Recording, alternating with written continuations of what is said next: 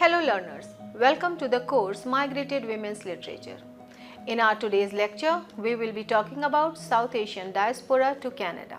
South Asian diaspora includes people from India, Pakistan, Bangladesh, Sri Lanka, Nepal, Bhutan and the Maldives. It is among the world's biggest and most varied migrant communities.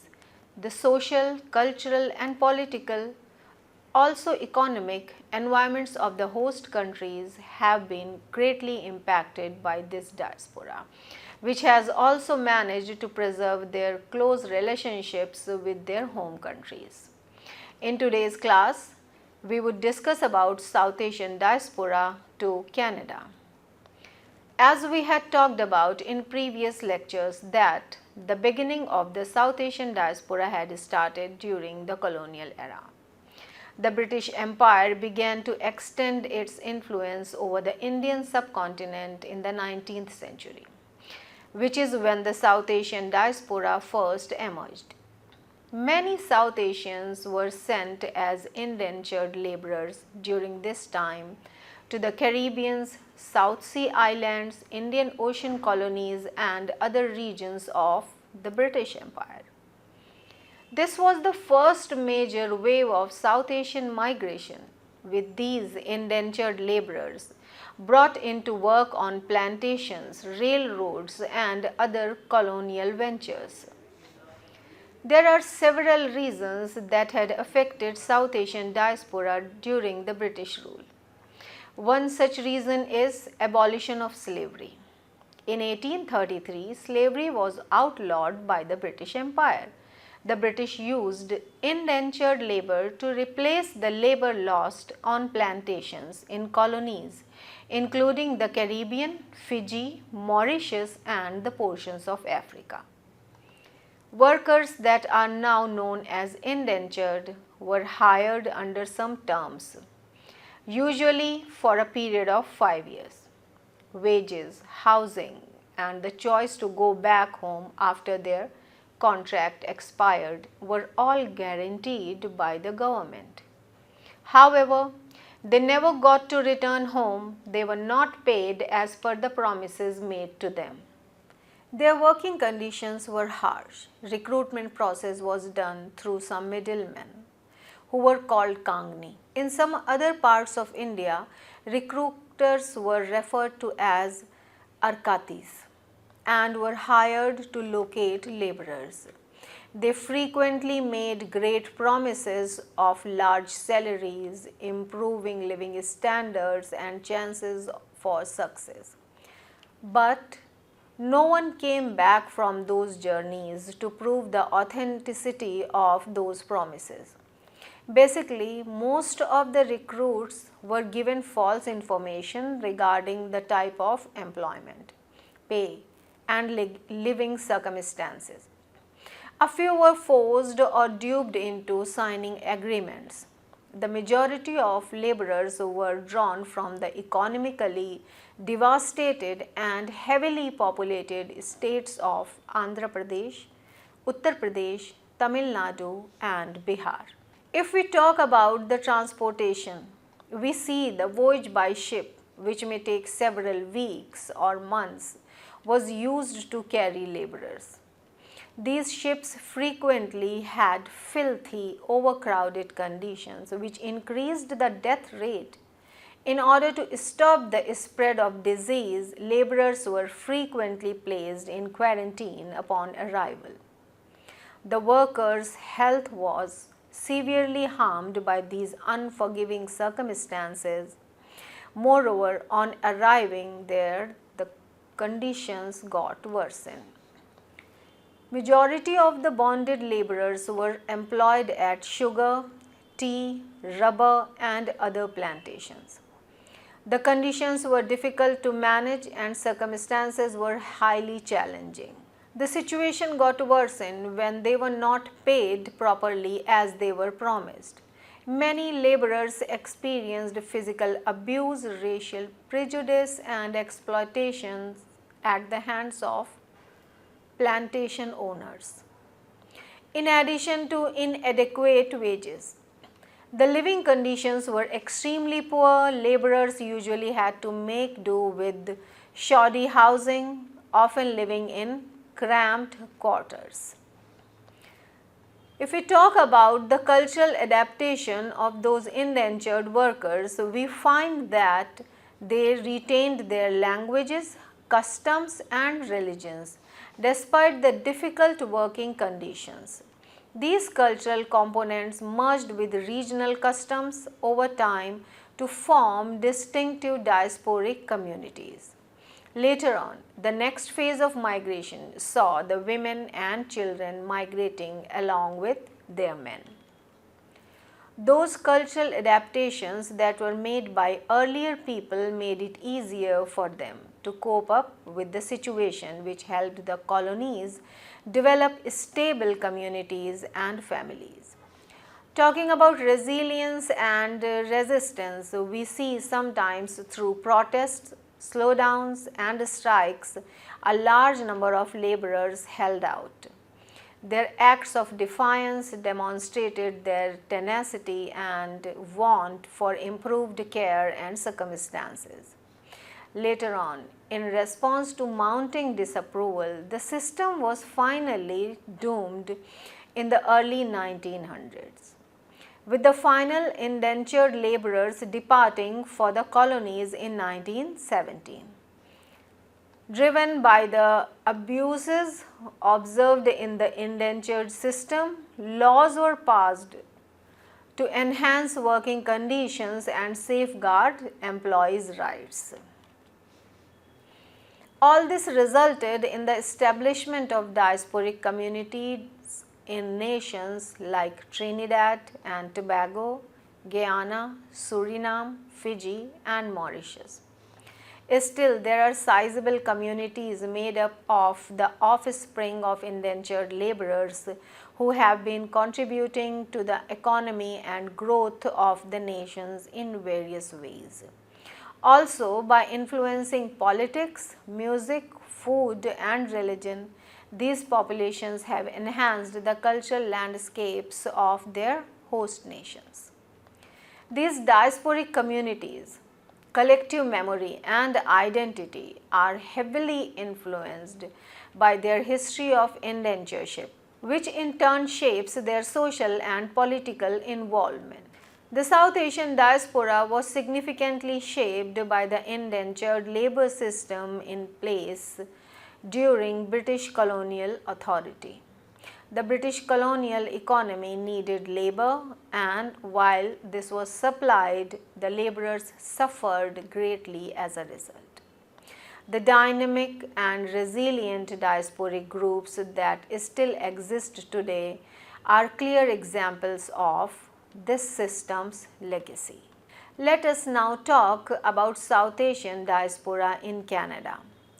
Indian Canadian diasporic communities is one of the most vibrant communities that originated in India but is now established in Canada. As is, Canada is a land where most are migrants except several indigenous communities now known as First Nations collectively. Europeans were the first to see this vast land from 16th century onwards when they sent ships to its east coast for fishing. But the land came to be colonized partly by the French during the early 19th century. Later, the British also occupied it. Then the British ousted the French and established it as a British colony. In order to develop its vast land, though with very hostile climatic conditions, it encouraged Europeans to migrate and settle there. So, the first diasporic communities in Canada were the British, the French, the Irish and the Germans, etc. Later, as the need for more human resource increased, people from easy European countries like Russian, Hungarians, Ukrainians, etc. were encouraged to migrate. As observed, Canada, like USA, is a very vast land touching to oceans, the Atlantic and the Pacific.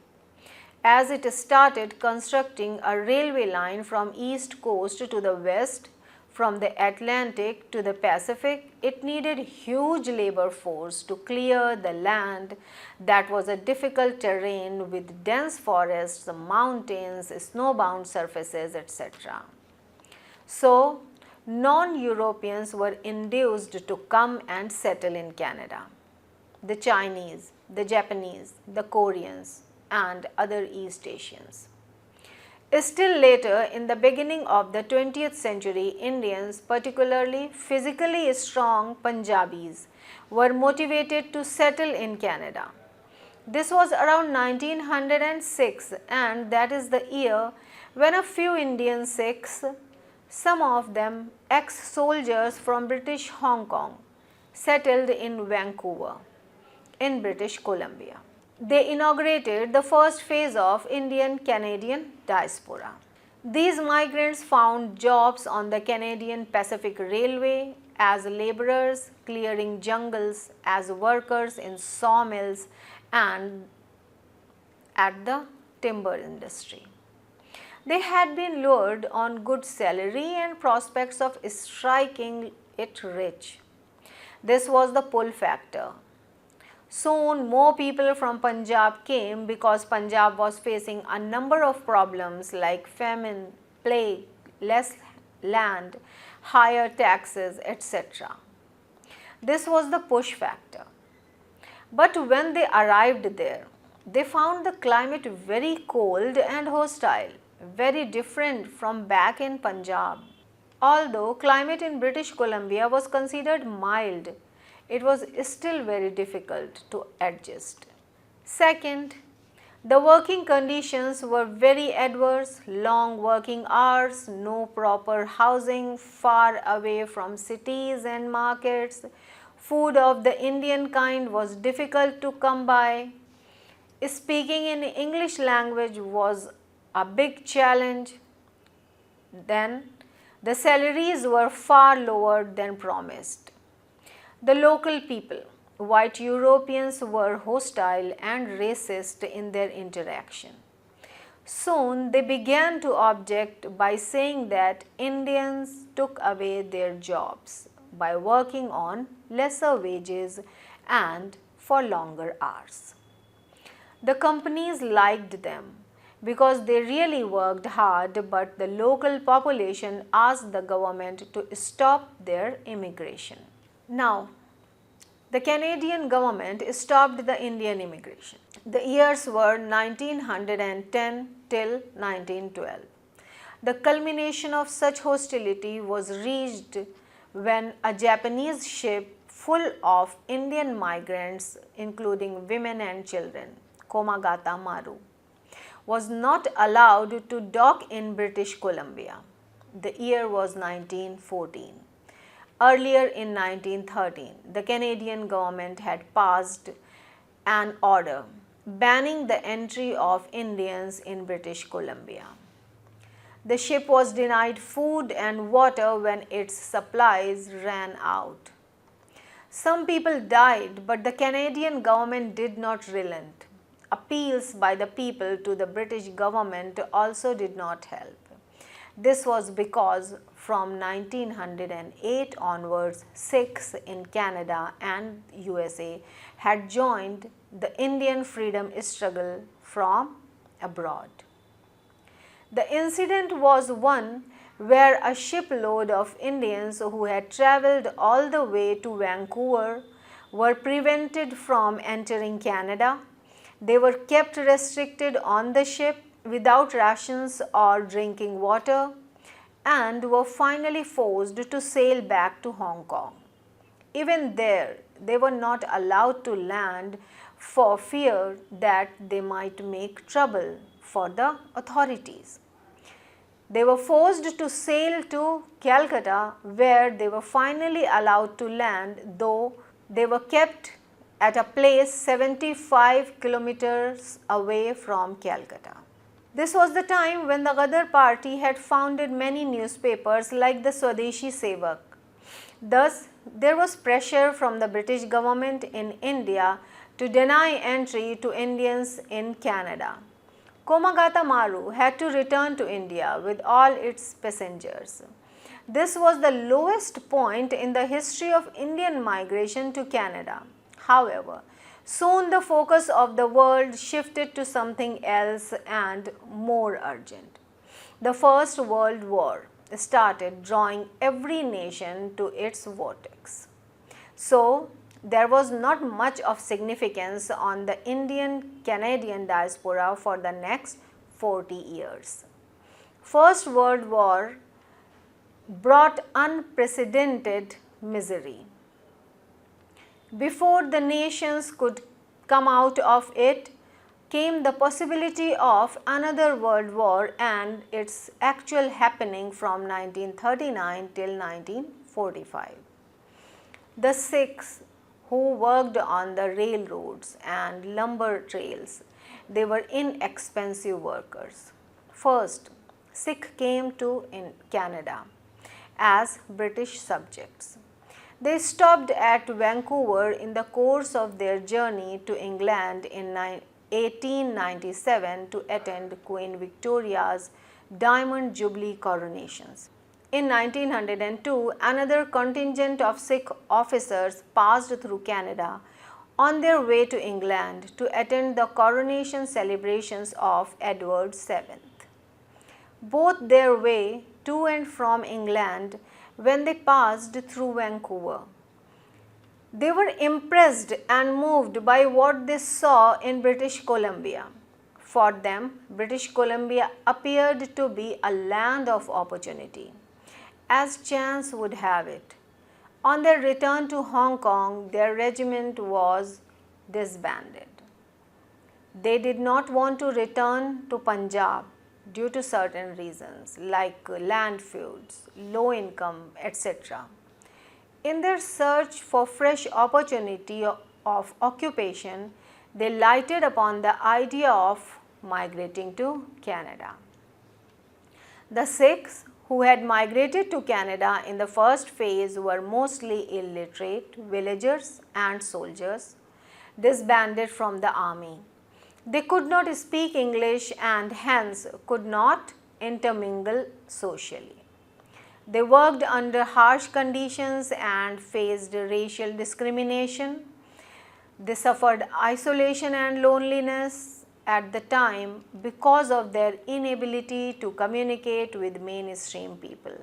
So, they remained clustered together in their own groups. Talking about the policies of Canadian government, we see that the Canadian government never encouraged the flow of South Asians into Canada. And initially, very few immigrants of Indian origin are to be found in the records. In 1905, only 45 Indians entered Canada. In 1906, only 387 people reached there. In 1907, though the number increased a bit, it was 2,124 Indians. And in 1908, the number reached 2,623 Indians who were found to have entered Canada. The reason behind this increase in number was that the Canadian government wanted to discourage Chinese immigration, whom they referred to as yellow peril. The Canadian citizens had strong anti-Oriental feelings against the Chinese immigrants. This increased job opportunities for Sikhs and improved their wages too. In spite of all the hardships, Sikhs stayed there and worked because they were getting higher salaries now. However, the fear of white population rose proportionately as the number of Sikhs migrating to Canada increased.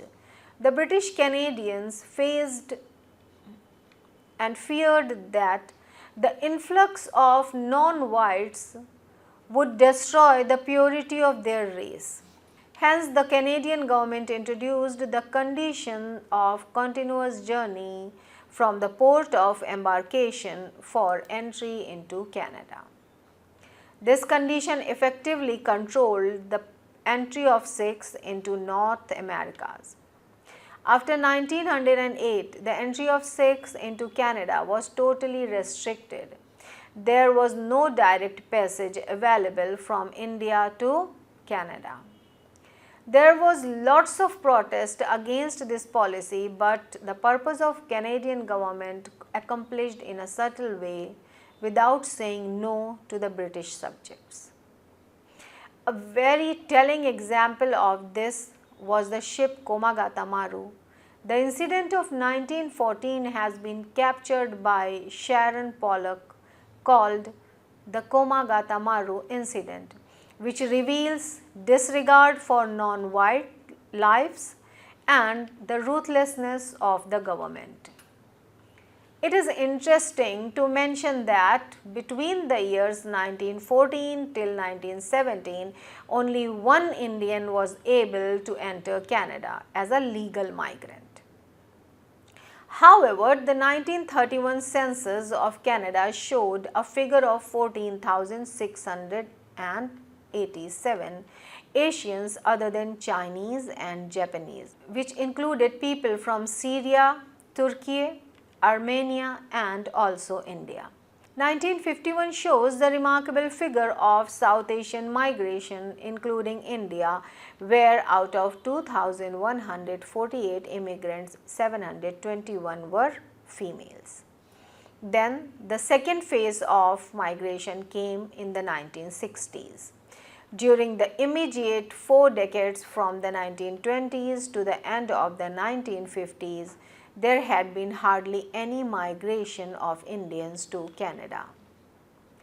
Even as late as 1970s and the 1980s, the least preferred group of immigration to Canada was that of the South Asian. Okay. The important thing about the 1960s and 70s was the liberalization of the immigration policy. The main entrants in the opening up of the country in 1970s were the South Asians, that is, the visible minority. This phase of migration consisted of the educated, skilled and professional class. In 1971, Canada officially pronounced multiculturalism as a policy and promulgated the Multiculturalism Act. The South Asians now make up about 1/5 of the visible minority. The third phase of the 1970s and the 1980s saw the arrival of the educated South Asians with fluency in English and perfect control over the language. Though their culture of origin differs from the language they write in. Joseph Pivato, in his essay Representation of Ethnicity as a Problem, describes the works of diasporic writers as the realistic representation of the immigrant story. That's all for today. We will connect again in other lectures. Thank you.